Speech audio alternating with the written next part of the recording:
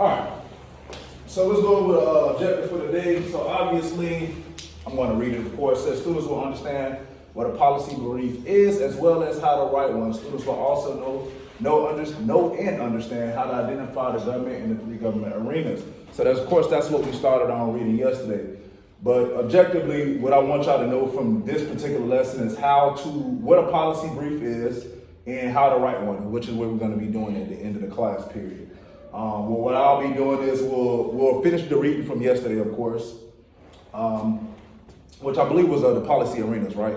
And we started on the social welfare, which I'm gonna go over that with y'all for a minute. So we'll finish reading that. We'll go over what a policy brief is. I kind of identify to y'all how to write it. In a sense, it's really not hard. It's not very long, but you do need to do some research. You're gonna have to like kind of Google a little bit. Not a lot of research, not very extensive research, not that's gonna make y'all moan and groan about it, but just a little bit of research you have to do, just a tad bit on Google level, and you should be able to get it now. I'm gonna also give y'all examples. So we'll go over that. After I show y'all how to do it, I'm gonna show y'all some examples. For the exit ticket, y'all are gonna have to do one for yourselves. But again, I'm gonna show y'all maybe 2 or 3 of how they look, and we'll go over actually how to write it. But let's move on from that. The first thing we're gonna talk about, I want y'all to do actually is, there's a do now. I believe I did not post it, but I'm gonna do it right now. It's about 8 questions from the reading, not the second reading thing we did yesterday, but the first reading we did yesterday. So that's what the do now questions are. It's like 8 questions.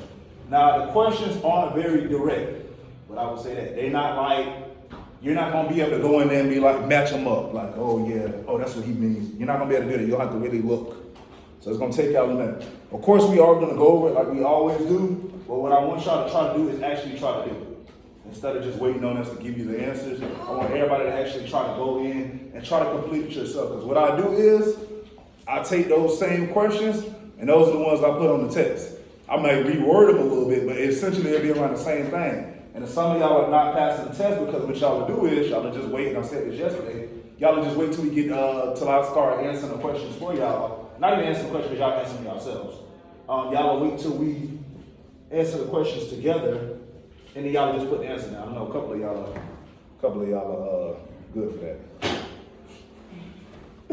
But go ahead and start there. I'm gonna give y'all about 10 minutes to do that, 12 minutes, really 10, but go ahead and take 10 minutes to complete that. I posted it for y'all, let me know if you don't see it.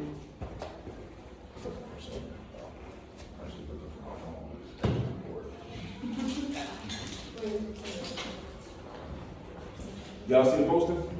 Yeah.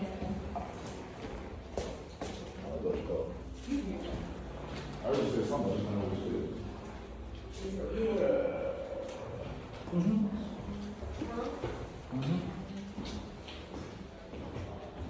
And about 10 minutes we'll go over them together, of course. So now I know I used to show y'all on the screen, but what's gonna happen is somebody's gonna come in here at some point, and because y'all don't see me writing on the wall anymore, it's because she kept picking out my handwriting, so she discouraged me from writing on the wall and then writing on the board. So that's why I just hold it up here now, because I was writing it at first, then Ms. Banks kept telling me my handwriting was ugly, and so I stopped writing it. So that's why I just keep it posted right here. Because they walk in here, huh? Actually, yes, I do that. I care about people's opinions. I think people's opinions keep you on top of your game, in my opinion.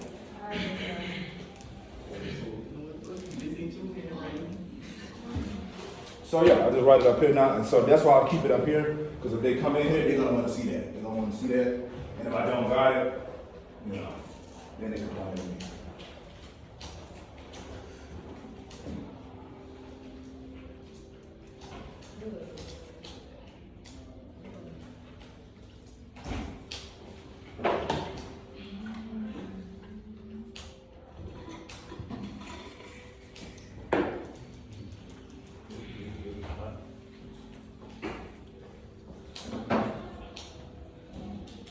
And I'm not gonna lie to y'all for the sake of time, because I know my camera isn't gonna be able to hold that much. What's the name?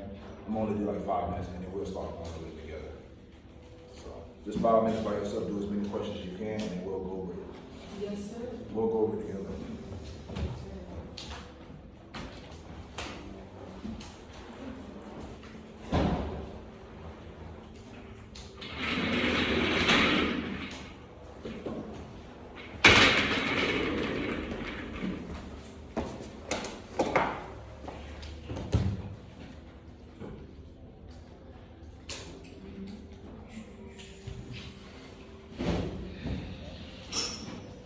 give you about 4 more minutes to complete that, or do as many as you can. And again, we'll look over it together.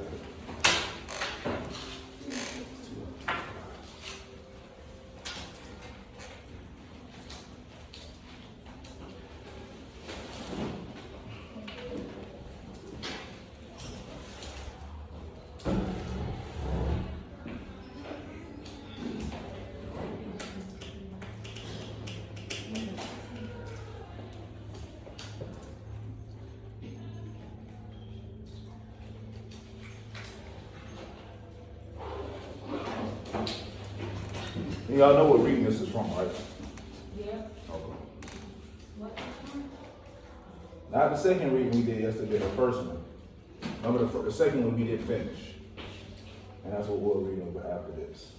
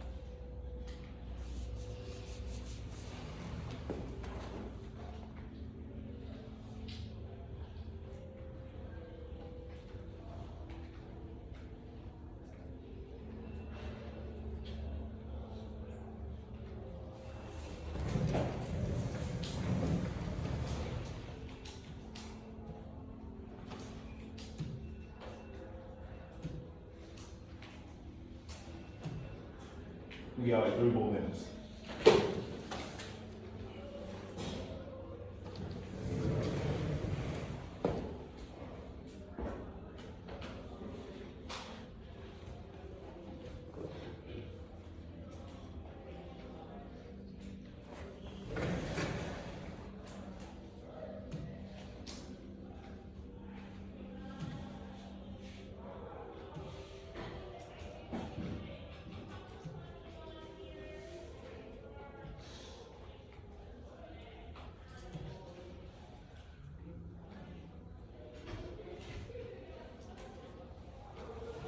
Two more minutes.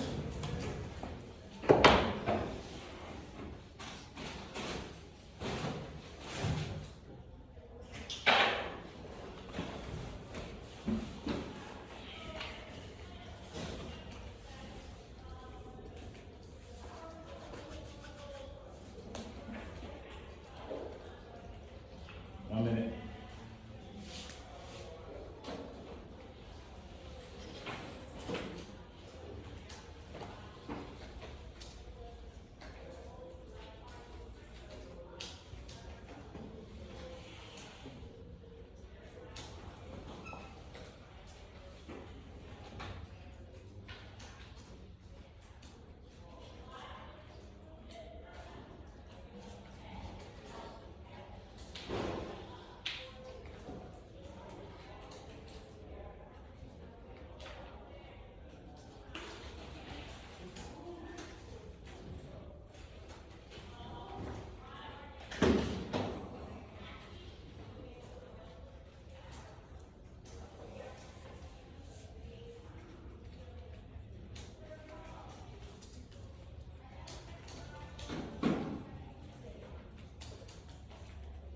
All right, let's stop right there. We'll go over the first 4 questions together, and we'll look at those other 5 a little later, like I said, for the sake of me being able to just get through the lesson for the most part. So, again, all of these questions were within the reading, but again, I didn't make them very direct. You had to literally go in there and find it, unless you already knew the answer, which I know sometimes we don't remember everything that we read, even I don't.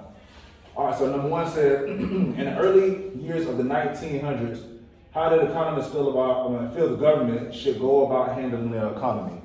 Who think they found that? What you got? The government would let the investors control the economy. They did. There was something they wanted the actual government to do though. There was something that's actually within like the first 1 or 2, the first paragraph actually. That's where I got that from. So they did want the investors, they want the investors to handle. That is correct. But there was something exactly I was looking for that I wanted y'all to say. They wanted the government to do something. They wanted them to be more hands off. They wanted the government to be more hands off. All right, so that's one. That was number one. In the early 1900s, I want to say before the 1930s, if you look on the reading, they wanted the government to be more hands off, and they wanted them to let the investors pretty much go in there and try to control the economy. All right, so that's number one. Hope most of y'all got that. Anybody that did not get that, did not see that? It was within like the first 1 or 2 sentences. All right, so let's look at number two. What was the approach known as? So they had gave it a name. What was the approach known as? What it is? Yes, I can't really pronounce it myself, but I knew you said it right. Laissez-faire economics, that's what you said? Economics. That's exactly what they called it. All right? So they wanted the government to be more hands off, and they called it the laissez-faire economics or something like that. Glad y'all seen it. All right, everybody get that? That's number two. I'm sorry. Huh? How you spell it? It's within, I don't know if you can see that, right there. So it's LAISSEZ-FAIRE,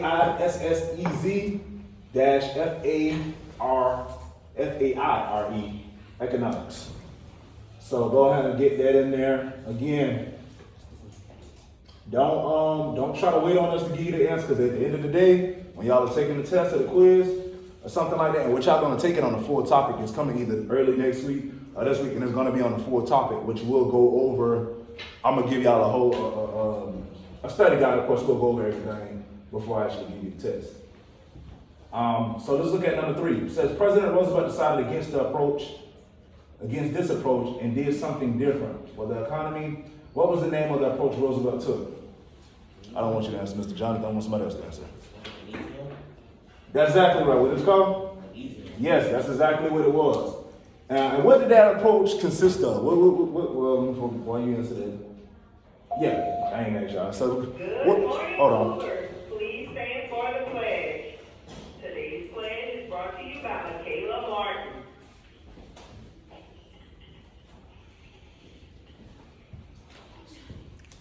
I pledge allegiance to the flag of the United States of America and to the republic for which it stands, one nation, under God, indivisible, with liberty and justice for all. Thank you, Michaela. You may be seated. Students, a few reminders. You must have a clear or mesh book sack.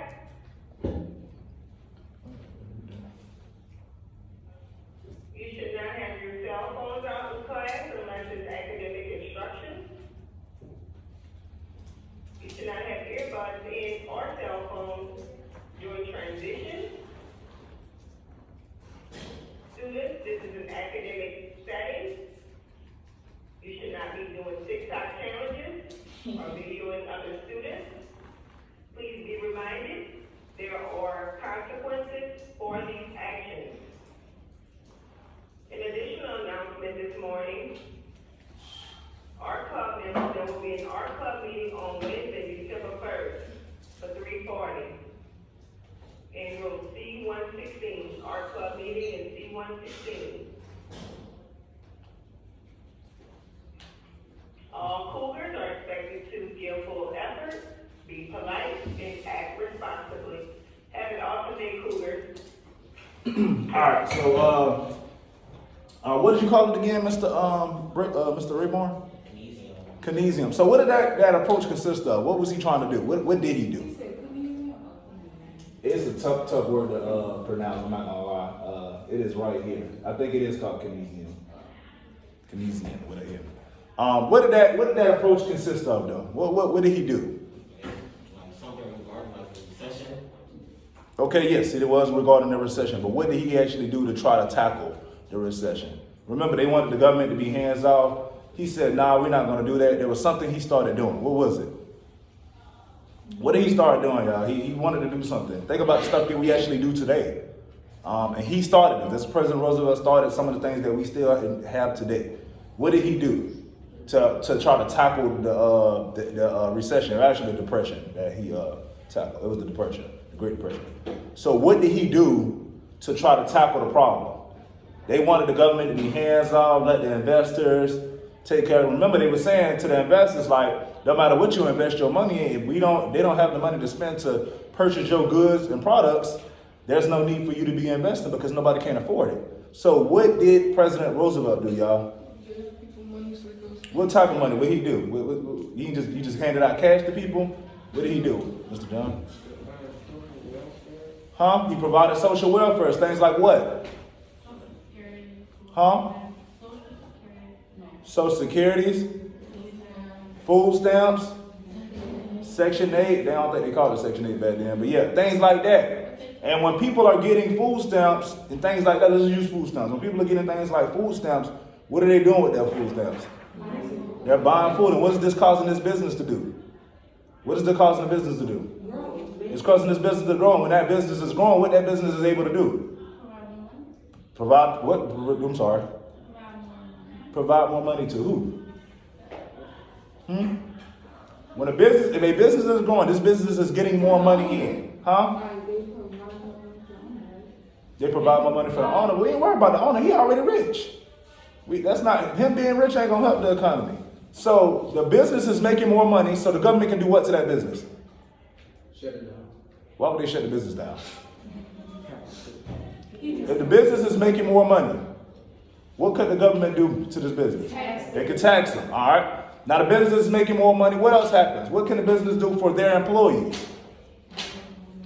They can pay them more money. What else could they do? They can do what? They can not get more goods, but what can they do? They can hire more people, right? They can hire more people, causing more people to get more money. And what these people gonna do with their money? They're gonna spend it on what? Food, cars, houses, things that help our economy grow. All right, so that was number 3. Glad we went on that. All right, number 4. Let's get 4. It says, what could the government increase its spending on? Which you kind of answered already, but we'll do it anyway. Spending on in order to increase consumption of goods and services. What could they? So the government can spend its money on money.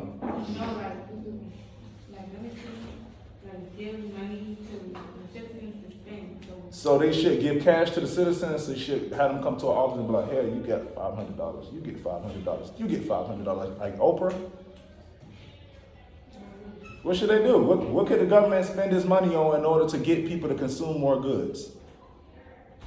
We actually talked about it maybe a couple of minutes ago. Like 2 people talking, I'm sorry. Well, they can fuel unemployment. They can give money so they can give people money from being unemployed, kind of like when COVID happened. They started giving people money. And what people did with those stimulus checks and them unemployment? They spent it. So yes, that is a way. What is another way? What else they can do? Again, one of the things we just mentioned not too long ago. Huh? Hire more people. So the government is going to hire more people to be government workers. That's how they can increase consumption. So come on, let's go. We got the answer. We just talked about it. What could they increase their spending? What can the government increase its spending on in order to increase consumption? Think about that word. Think about what consumption means. What can the government increase its money and spending on? It's something they still spend their money on today. I can tell you that. Or we spend our money on because they tax us for it. So what can they increase their spending on? Again, we already talked about it. She already gave us one. All right, somebody give me another one. Somebody said something? I thought I heard an answer. Food. Food what? So the government should just just hand out apples and things like that? What could the government increase its spending on? You're on the right track, but that's food stamps. They can increase their spending on things like that. The SNAP program. All right, so they're spending their money on the SNAP, like we already had actually just said it. They spend their money on the SNAP program. That gives people money on their card. These people go spend this money in the grocery store. The grocery stores are able to, and it's just one part of it. This is just a very small part of it. The grocery stores are able to sell their goods. Their profit is increasing, so not only can they pay their employees much, which more than likely they're not going to do, but they can hire more people because the demand is going to go up. So they're like, okay, well, cool. We don't have enough workers to supply everything that these people need. So let me try to bring more workers in. That's more people that's having jobs. When people have money, guess what they do? They go spend it. Again, that's when I gave y'all an analogy yesterday about how many people got money for their birthday. How many people still got that same money for their birthday? Only 2 people can raise their hands because guess what y'all went and did? Y'all went and spent it, all right? So that's the same thing that grown-ups do. They get money for the majority of grown-ups. They'll get their money and they spend it. A lot of people don't save. That's the reality of it. All right, so there's only one more question I kind of wanted y'all to answer. That was number 9. What are the 4 taxes government get their revenue from? And we talked about that yesterday. I do want y'all to know that. What are the 4 taxes? Before I even go there, what is the main tax that government get their revenue from? Huh? Income? Not payroll, but it's income, but what type of income? Huh? Individual income taxes. All right, that's what the government gets the majority of their revenue from. Individual income taxes. What does that mean? Asia? What do they mean by individual income taxes, Asia? Yeah, you probably should stop doing that. Good morning, teachers and students. Students, just a quick announcement. Please be mindful of any TikTok activities done on campus. Certain TikTok activities will get you expelled and sent to Straley Community School. Thank you. That is a alternative school, by the way. Back to what I was saying. So what is individual income taxes, y'all? Like me, who I get, things like that. Yes, you're on the right track. All right, so what are those 4 government, what are those 4 taxes that we talked about yesterday? They actually gave us them in the reading. Somebody found those ones. Income taxes, Payroll taxes, income taxes, what else? Precise. Thank you, all of those. I really wanted y'all to know those 4. So we'll come back to this. Let's move on from now. But I do want y'all to get that done before the end of the day. Y'all can get it done before 11 p.m. That would be wonderful. I don't want to see it late. I don't want to see it get turned in late. So get it done today. So let's go ahead and click back into what we were reading yesterday. So I don't want to read this over again, but I will if y'all can't give me facts on it. So what were some of the facts that we read about social welfare policy? What are some social welfare policies? What are some of the social welfare things that go up under that policy? What are some of the things? Because we don't know, then of course that means I have to read it over again because we need to know. And I don't want to read it over again, but we can't give y'all again. Y'all can't give me facts. Then we're going to read it again, which I don't want to do.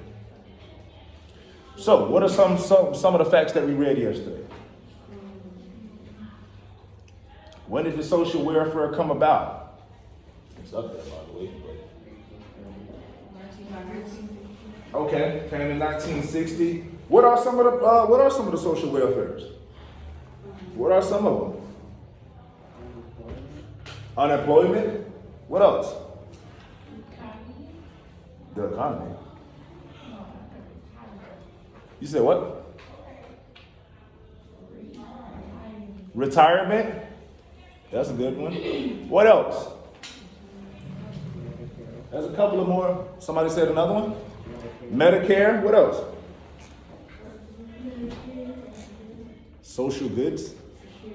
Social security. That's retirement. Same as retirement. Somebody said retirement. Skinny. Stimulus. That don't really come. That's not really in there. That's only sometimes they only really provide that when something happens. That's not like a continuous. We're talking about more continuous policies. What else do y'all tell me? Look at it for a couple of minutes. Give yourself about 2 minutes to look over the social welfare. Again, I don't want to read it, but if y'all can't give me enough information, that means y'all didn't return enough information. That means Mr. Evers have to go over it again, and I don't want to. So look over it for a couple of minutes. I'm gonna give y'all like 2-3 minutes to look over it, and then I want y'all to give me some information about social welfare policy that we read over yesterday. Did we even finish reading social welfare policy? Yeah, we did. We actually finished reading it? All right, then we'll look at science and technology. But yeah, 2 minutes. Take 2 minutes to look over that and give me some facts about it. Pull some of the meat out of the paragraph.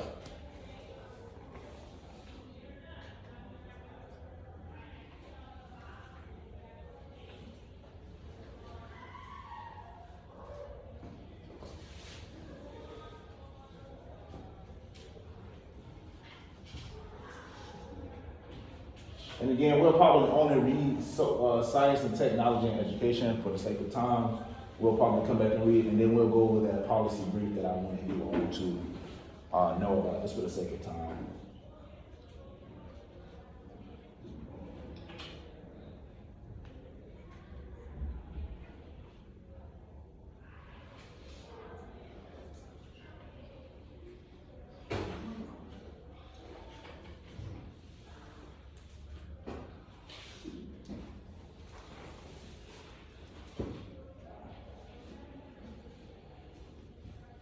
You got about 1 more minute to look over that.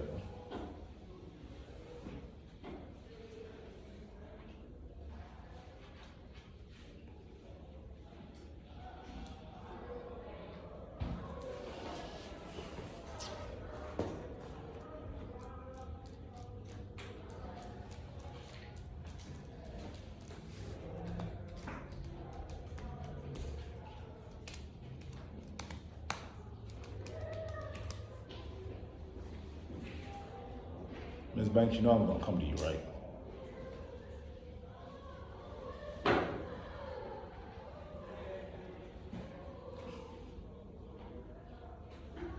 Thirty more seconds.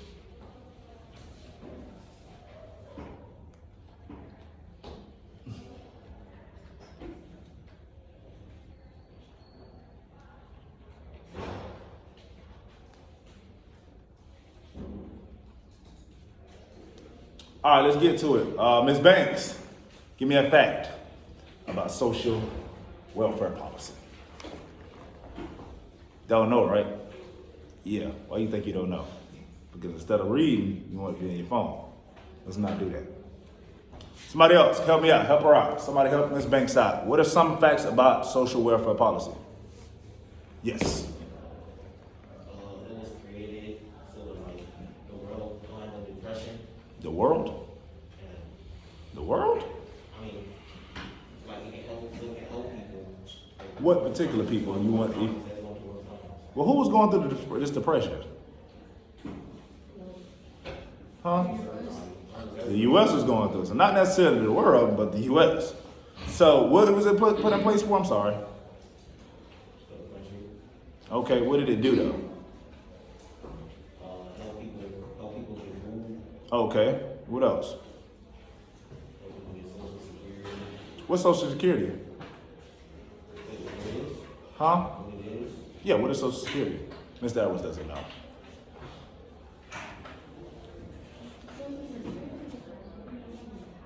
Retired. Now, what did they say the retirement age was? It wasn't 65. 67. It was 67. All right. So we got a little bit. Who else can give me another fact? I need like 2 more before we move on. 2 more things. Miss Alyssa, did you find anything? No? Miss Asia? Roseanne? Didn't find anything? Did y'all even look? Miss Jasmine, did you find anything? It's the mountain insurance, Facts. I like it. Good, good. Anybody else? Mr. Briggs, did you find anything? What'd you get? The cost of the United States, $845 billion. Cost the United States $845 billion. So that's how much money we had to spend to try to get this, get the economy out of the depression that we were in. It was a lot of money, but you know, it helped. It helped out. All right. What do y'all think are some of the negatives of having this system, of having Social Security? What could go wrong? Huh? People tend to take advantage, but how?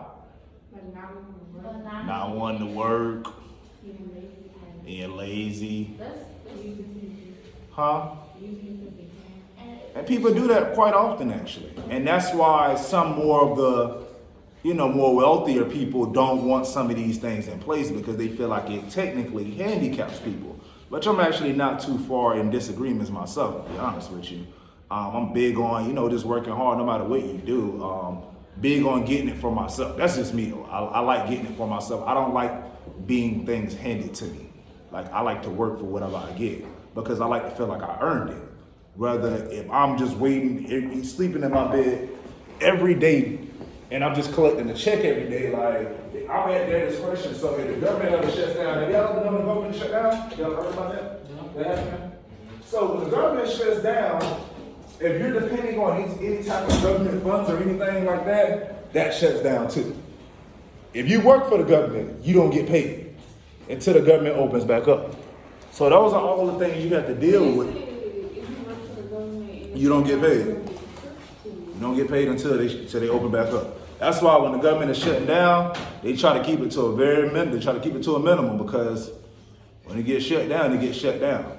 And so when you're being lazy, you're not working, or some people, they can't work. That's disability. And one of the things y'all forgot to say was disability. We forgot that one. Some people can't work, like the people who get disabilities. Some of them, some people take advantage of that too, ain't gonna lie. But that's neither here nor there. But we're gonna move on for the sake of time. You know I like to talk. Let's move on to science and technology. Ms. Alyssa, could you start off reading that, and you can stop at complex. And Ms. Asia, pick up at 2 and finish it out. So we're reading science and technology and education. I'm sorry, science, technology, and education. Ms. Alyssa's gonna start off. She's gonna stop at complex. You'll stop. Actually, that doesn't make sense for her to stop there. You can stop at industry, and then you'll start at as, and you'll finish out the paragraph. Understand? Wait, oh, as the needs? As the needs. So go ahead, Ms. Alyssa. Go ahead and take that away.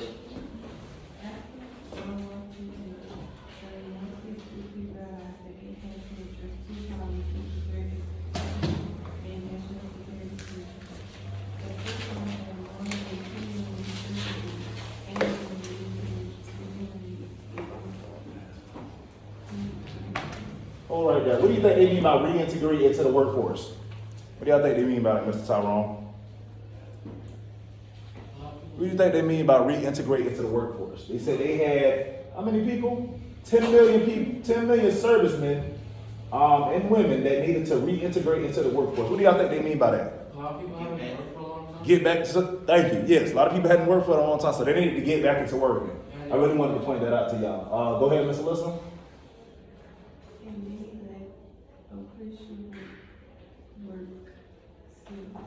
The second problem was the United States and the new conflict with the Soviet.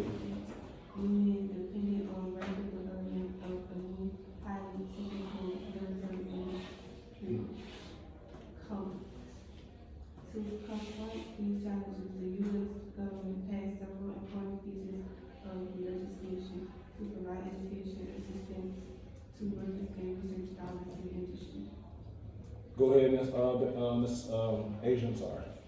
As the needs of American workers and industry have changed, many of these programs have evolved from their original purposes, but they still remain important pieces of the public policy debate.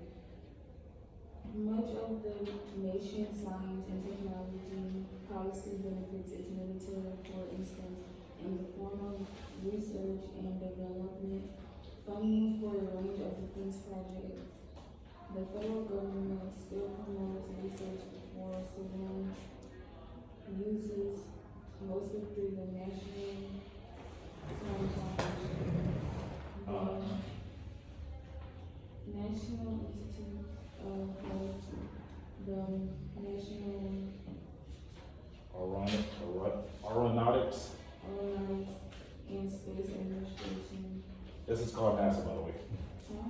NASA, that's, people normally say all of that, but yeah, it's And NASA. the National Ocean and Atmospheric Administration. Recent debate over these agencies have focused on whether government funding is necessary or if private entities will be suited. Start right there. What do y'all think they mean by private entities would be better suited? So right now they said, there's two different things they said. Government funding is necessary or private entities. What do y'all think they mean by private entities? Yeah, what do y'all think they mean by private entities? They said government funding is whether government funding is necessary or private entities. What do y'all think they mean by that? Like people like that are not the government, okay, people that are not part of the government, that like the government help fund it. Who would these people be? There's a name, there's a name that I'm looking for, it starts with an I.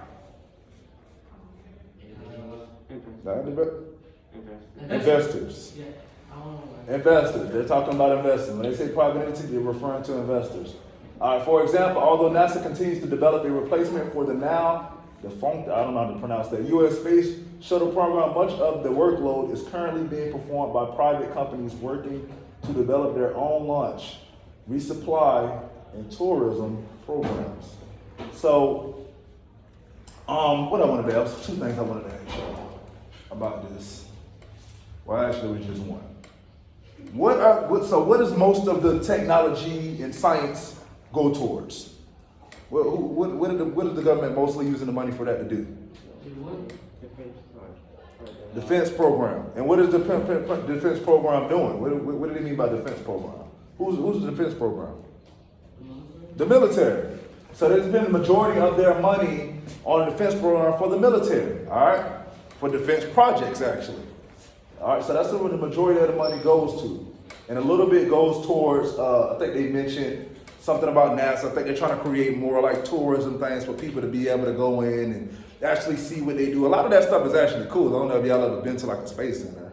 A lot of that stuff is actually pretty cool. I think y'all really enjoyed it. Be able to find the time to go do it. Miss Michaela, let's move on from there. Gonna move on to the problem of trying to direct and fund education. Oh, this is hurting my back. The problem of trying to direct and fund the education of a modern U.S. workforce is familiar to many students of American government. Historically, education has largely been the job of the states. While they have provided a very robust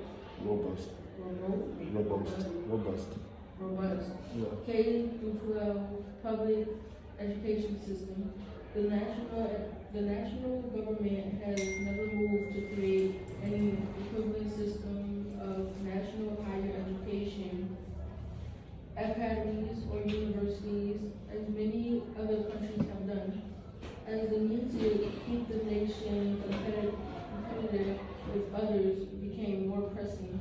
However, the U.S. government did step in to direct its education dollars toward creating greater equity and ease of access to the existing public and private systems. So what are other countries doing that the U.S. is not? What did they mention? Are they? Because they fund education. That's something else they said. It says, while they have provided a very robust K-12 public education system, the national government has never moved to create a what?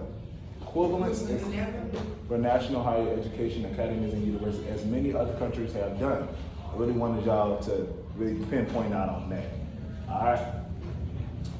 Who's next? You're pretty sleepy. I want you to read for me. The overwhelming portion. Yeah, you know you want to sleep. Okay. The overwhelming portion, which you should actually have it on your computer. Overwhelming portion of the government's education money is spent on students' loans, rent, and work study programs. Resources are set aside to cover jobs, retraining programs for Individuals. who lack private sector skills or who need to be retrained to meet changes in the economies, demands of the labor force, national police Policy. towards elementary and secondary Education. programs has typically focused on Increasing resources. available to school districts for Non-traditional non-traditional programs. programs such as preschool and special needs for helping poor schools stay competitive wealthier wealthier. institution. Good job, thank you. So what do they say that the majority of the government spends its money on, y'all? What are they talking about? It's not what they said. Student loans. That's what the majority they spend their money on. Now, what do they set money aside for? They set money aside for something else, Mr. The national policy. It's not what they set money aside for. You read it. Actually, you were the one who read it. So what do they set money aside for? So the majority of their money gets spent on student loans, grants, and work study. Do we actually know what work study is? Anybody know what work study is? So when you go to college, you know what it is? What it is?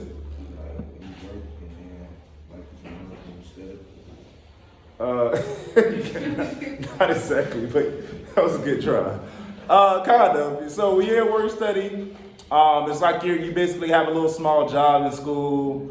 While you're in college, you actually kind of work for the university a little bit. It's just basically having a job for the university. You're just working for that. You're able to work a couple of hours, earn some money while you're in school, because everybody can't go out and go get a job outside of school. So it's good for that.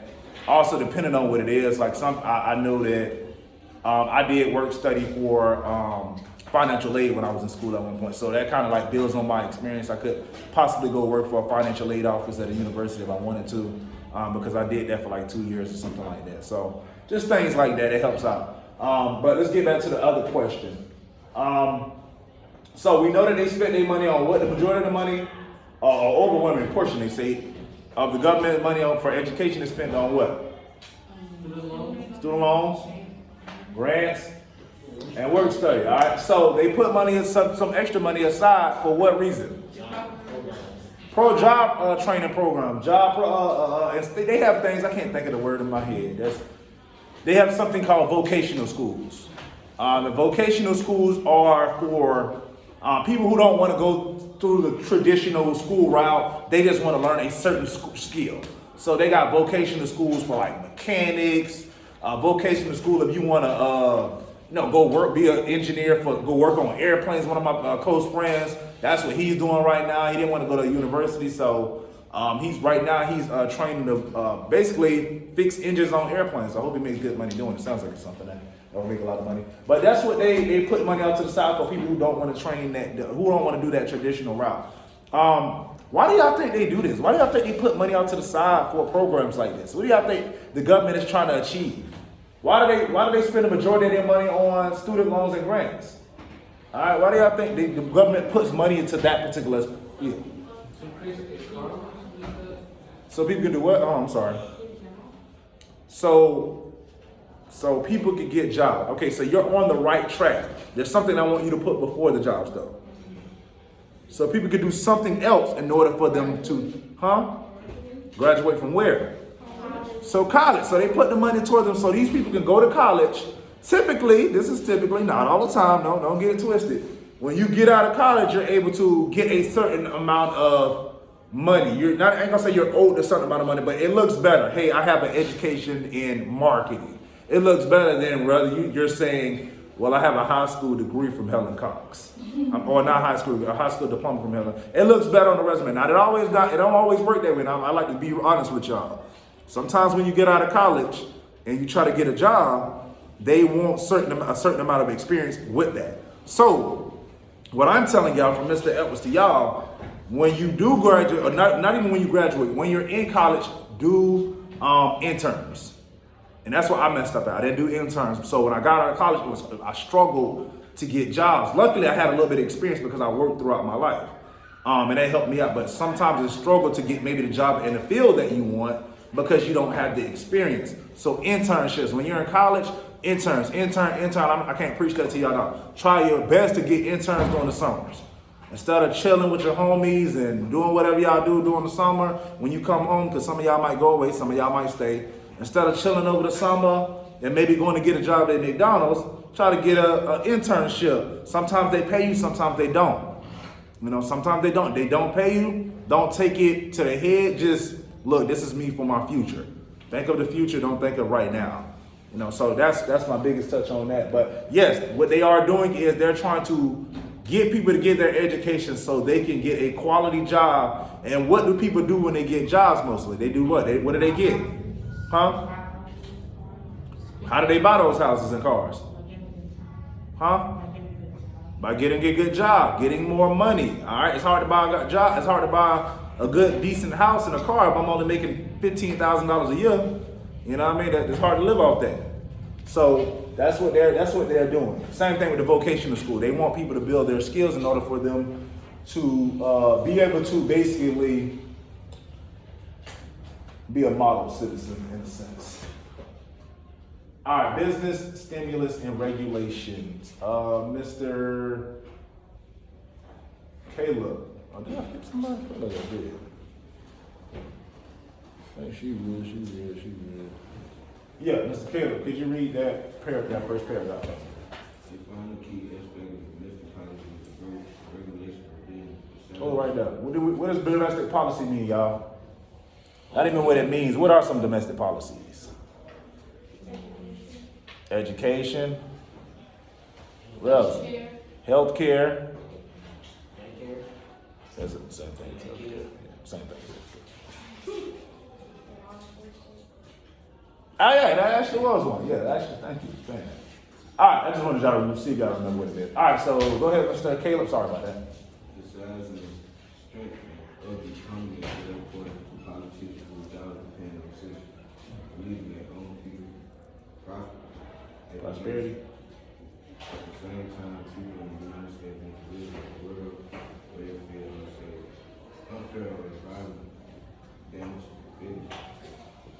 Each desire to force the government to form a delicate balance and act to a program that can help grow the economy, provide benefits to the business sector, so we can take as soon as possible out purchasing regulated business. Thank you. I didn't hear a lot of what you said, but I know you were reading. All right, I'll take that. The two of the largest recipients of the government aid to business and agriculture and energy. I'm sorry. I'm gonna read that again. The two of the largest recipients of the government aid to business are agriculture and energy. What do y'all think they mean by agriculture, y'all? Farming things. Thank you. And energy. Both are the multi-billion-dollar industries concentrated in rural and are electorally influential states, because voters are affected by the health of these sectors every time they pay their grocery or utility bill. The U.S. government has chosen to provide significant agriculture and energy subsidy to cover the risk inherent in the unpredictability of the weather and oil exploration. The government subsidies also protect these industries profitably. These two purposes have even overlapped in the government controversial decision to subsidize the production of ethanol, which is in gas, and fuel source similar to gasoline but generated from corn. So what I wanted y'all to touch on that, why do you think they put so much money into the agriculture, y'all? They kind of talked about it a little bit. Muhammad, what do you think? Why do they put so much money into agriculture? Don't know, right? Yeah, get your head up. Why do they put so much money into agriculture, y'all? What is agriculture? It's farming, right? We talked about that. What does it help? How does it help us though? How does farming help us as citizens? What does it do? Food, not even sometimes. That's what it's all based on. They're growing food. So yeah, that's what it's based on. What about energy? Energy. Yeah, what is energy for? Why do they put so much money into energy? Fuel sources, what else? Electricity, that's the biggest thing. And we all need electricity. Can y'all imagine being in your house and it's always dark? Can't play a game, you can't watch TV using candles. Y'all imagine living in that area? I know I couldn't. Can't text on your phone. Like, what do we got? No service. What do we got with our electricity? So, yes, this is why they put so much emphasis on these particular two industries. Oh, did we read them all? We did. How cool was that? I'm sorry. I didn't hear you. Yeah, I think that one. I wonder what we talked about. Something I wanted y'all to do before. me see what this is. We didn't get there yet. Which I'm hoping that. What time it is? Okay, we should be able to get to it. Or at least start it. All right. So now what we're going to talk about is policy brief. And before we move on to that was something else I really wanted y'all to know. But a policy brief, what we're going to basically be doing is we're going to look over domestic policies that we talked about. I'm sure y'all know. If y'all don't know, you can actually look it up. And we also talked about it a couple of weeks back. You're going to go over. You're going to look over some of the domestic policies that we talked about earlier. Last a couple of months ago. I don't even think it was that long ago. We talked about domestic policies, and some of y'all remember them, some of y'all may not, but we'll go over them. You're going to pick one. And a policy brief is, you're basically going to be telling me, what's the positives of this domestic policy? What's the negatives of this domestic policy? How do you feel about it? What are the issues, and how do you feel like those issues are going to be fixed? That's basically, in a nutshell, what you're going to be doing on this policy brief. That's what it is. In a nutshell. But we're going to read over it anyway. We're going to read it because I don't know why I keep doing that. Because that's what I really want y'all to know. But let's read over it. This is going to give you a couple of different, and this is from the perspective of another teacher that I pulled. Now, after I read it, I was like, oh, okay, I think this will help them morally understand. All right, so let's get into it. It says, what makes a good policy brief? There are quite a few resources available on how to write a policy brief, which there are.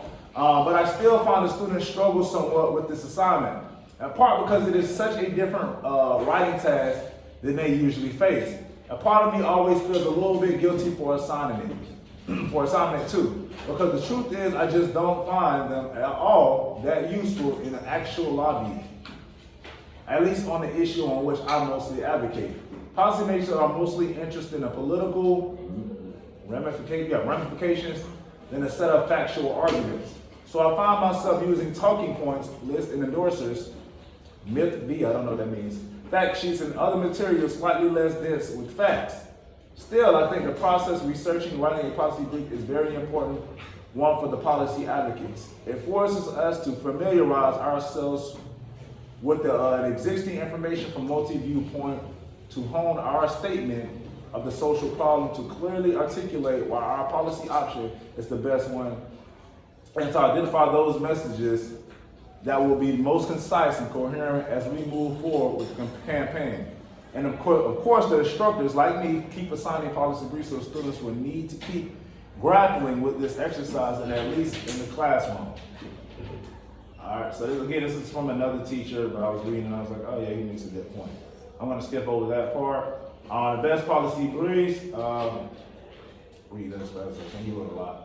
All right, our short, of course, which pretty much goes without saying, also a little repetitive because policymakers may just scan the page. See, you want them to be have multiple opportunities to notice your best points.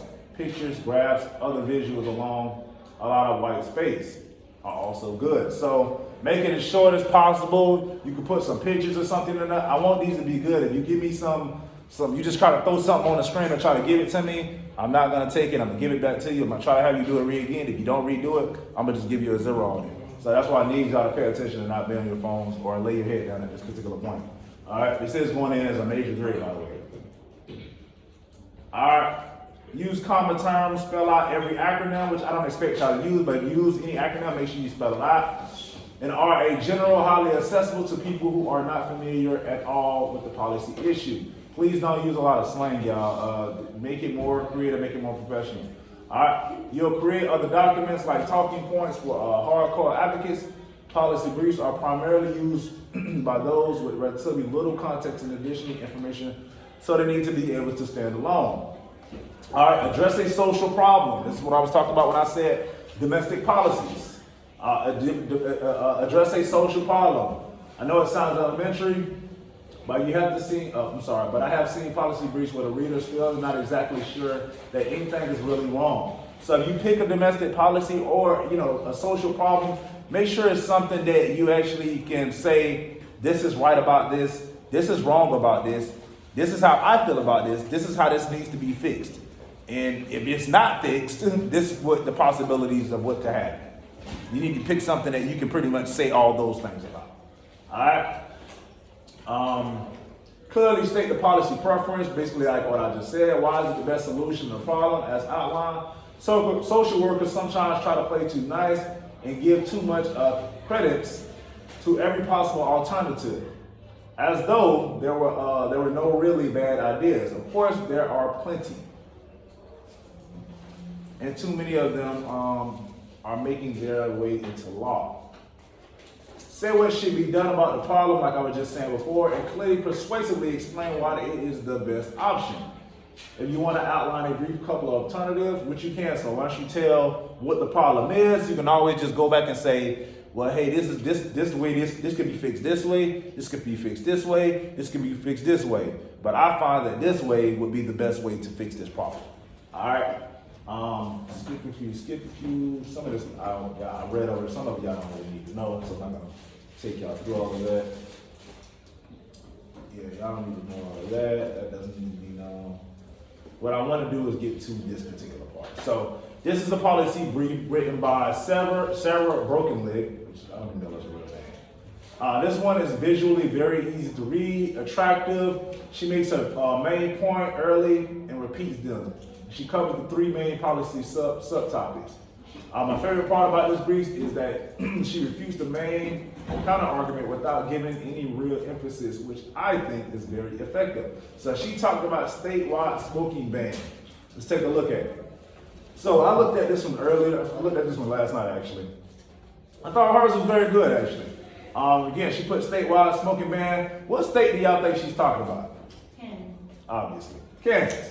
So policy brief on Kansas statewide smoking ban. She got an introduction.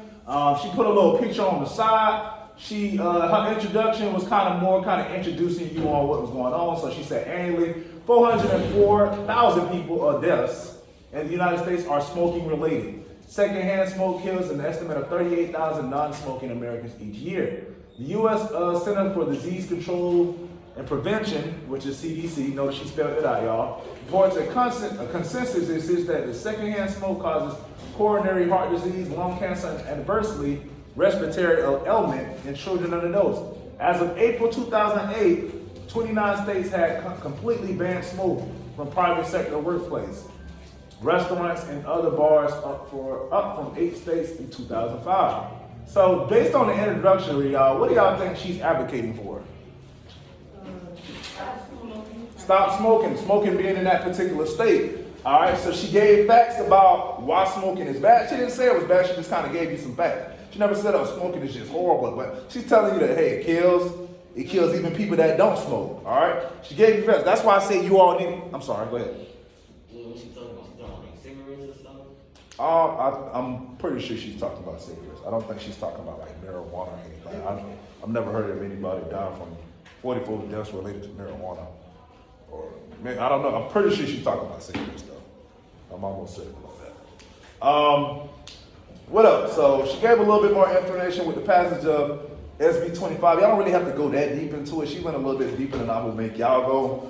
Kansas will be able to ensure the ability of its citizens to breathe safe, uncontaminated air in indoor public places and workplaces. So that's her telling y'all basically that, hey, if this does happen, or when this does happen, this will able to be able to happen. She also says over 70% of Kansas support the statewide smoke-free, clean indoor and air law. All right, so she also said that she stated that. These are facts of her saying that people actually want it. 70% of the state wants this to happen. So that's her giving you, this is the possibilities, all right? Public health concerns. Smoking is the #1 preventable cause of deaths. Smoking is the #1 preventable cause of death in Kansas, and 83%. Kansas adults believe it is a serious health hazard. So again, that's her telling y'all some more facts. Now she's going a little bit more detail than it though. The California Environmental Protection Agency estimated that secondhand smoke exposure causes approximately 3,400 lung cancer deaths and 22,700 to 69 to 600. I said that right. Heart disease deaths annually among adults, non-smokers in the United States. Again, this is her really emphasizing in on why a smoking ban is needed. During an 8-hour work shift in a smoky bar, a non-smoker employee can inhale the equivalent of 16 cigarettes. So again, that's her talking about cigarettes. Mr. Elijah, please get your head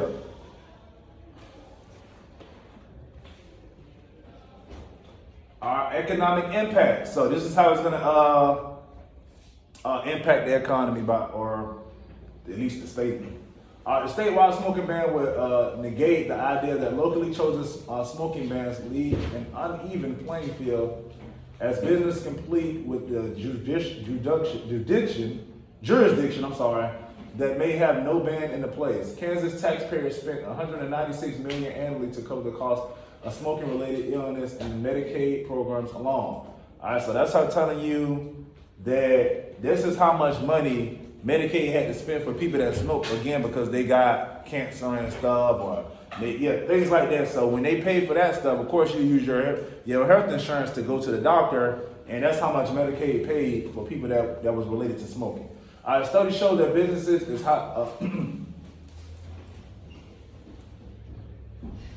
Studies show that business in the hospitality industry do not lose jobs or taxable revenue when smoke-free policies are implemented. Okay, so again, she's saying that businesses that push away from smoking don't lose any they don't pretty much don't lose much. All right. Let's go down. So this is the lastly, she said a positive impacts on Kansas. In Kansas, 1.4 million working adults who will benefit from working and living in a non-smoking environment. Once comprehensive smoking-free policies are adopted, the health and benefit are immediate, both among workers as well as general population. Levels in the indoor air pollution decreased by about 90%, providing significant benefits to respiratory and cardiac health. Evidence showed that statewide smoking bans decrease the smoking rate among active smokers by 5% and a potential decrease of 8,500 smokers in Kansas. All right, so as y'all can see, she put another little picture up there. Also, what I want y'all to do at the end of your policy brief is if you do research and you take anything from anybody, you have to give them credit for it. If you don't, this is called plagiarism, y'all. So anything that's what she did at the bottom. She just pretty much gave you what she got her site, what she got her information from. This is all everything she's pulled. She showed you at this little bottom area right here, in which I'm gonna show you a site that you can kind of. You don't really have to. I kind of just want y'all. Actually, I do want you to do that. So I'm gonna show you what I do is when I'm writing, and this is called APA format. What I'll do is I'll go to I'll do like citation generator, and this will help you do it.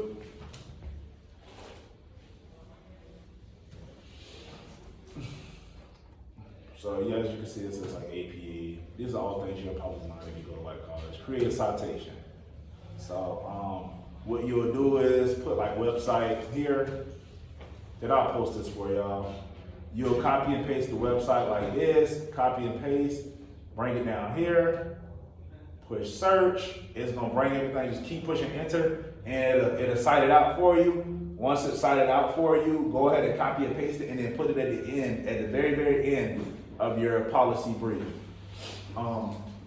Is there any questions that y'all have about this? Again, this is going in as a major grade. So people that want to lay their head down and don't know how to write this, that's on y'all. Because what I'm not going to want to do is you come back to me and be like, Mr. Edwards, how you write this? When I sat down and explained it to y'all and show y'all the picture how to do it. So again, this is on y'all. Mr. Edwards does his best to try to get y'all, but if you try to come in here and go to sleep, that's on you. All right, so again, what you're gonna do is open up a document. Actually, you don't even have to. I have one open up for y'all. It tells you exactly what you need to do.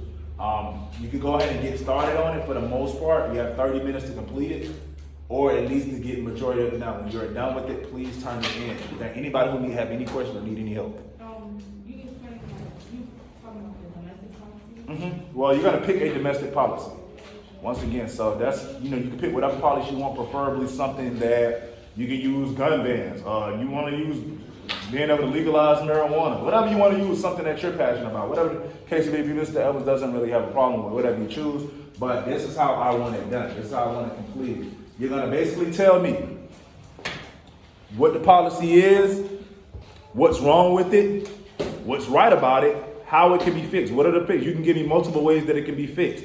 All right, so you're going to tell me the only thing she didn't really tell is the positive in it. She didn't tell the positive in smoking. The only thing I know that's positive about smoking is that they get a lot of money off it. People buying cigarettes. They make a lot of money off people buying cigarettes. So I know that's a positive. She didn't state that, so, but I do want you to state. I want you to find out what other positive, which is,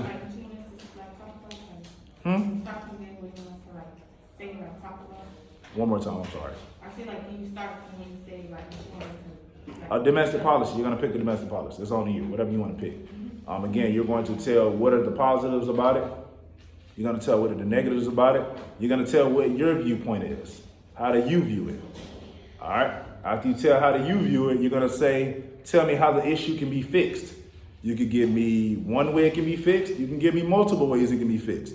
But I want to know what's most important to you. How do you feel it should be fixed? That's all you're gonna do is break that down in a nutshell. I want it to be very creative.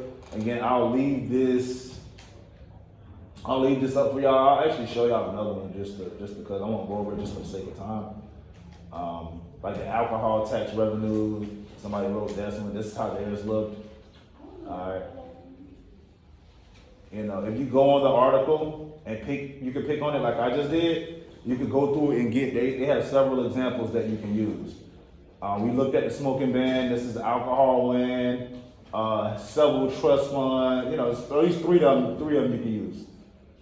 So go ahead and look at. You can look at whichever one you want. I want that by the end of class. It is going to go in as a major grade. So if you're asleep or if you tried to go to sleep at least and you don't know how to do it, you're going to get a 0 in the major grade area. So it's up to you. But y'all have 30 minutes to complete that. All right, that's it.